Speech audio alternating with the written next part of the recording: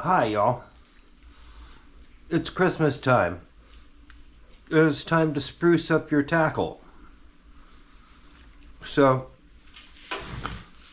I just bought the Jim Roberts favorite line on the flats is Scientific Anglers Amplitude Smooth Bonefish Plus in an 8-weight forward floating line. 8-weight floating. Weight forward floating. Why do I like this line?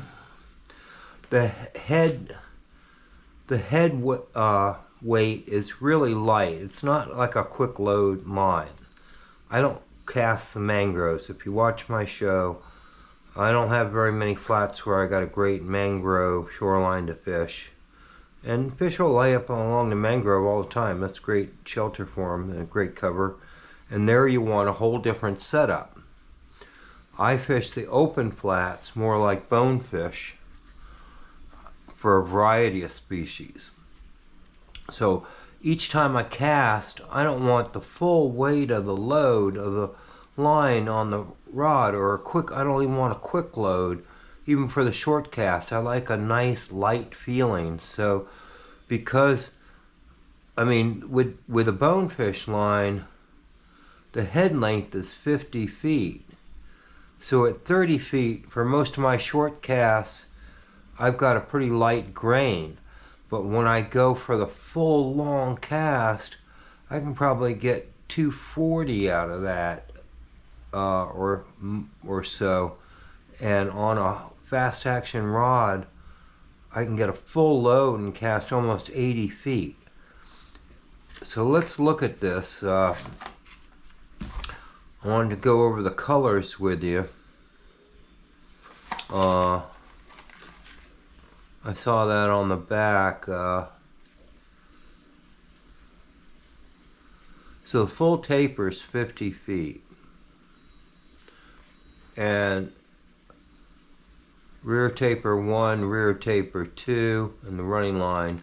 It's a 100-foot line.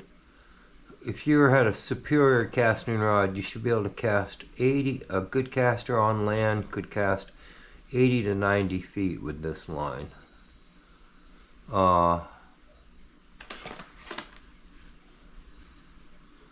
Smooth means you won't hear it going through the guides. If you're stripping and you're ultra stealthy, it's not going to spook the fish by rattling or anything. Alright, so here's the colors. Black, pale yellow, and ivory. So it's going to be pretty much bonefish on the head. It's going to be ivory, white for the flats. When we get to the running line, it's going to be a pale yellow, which is fairly normal.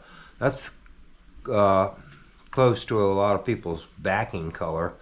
But anyway, if you want to know the difference between the pale yellow of the fly line and the backing, which on my reel I'm going to put it on, you see my backing's unique.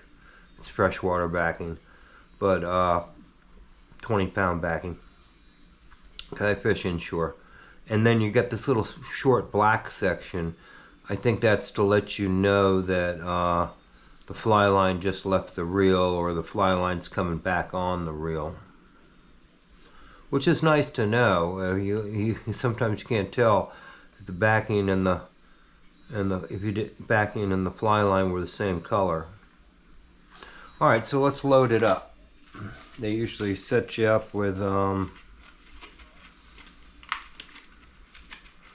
end that goes on the reel first.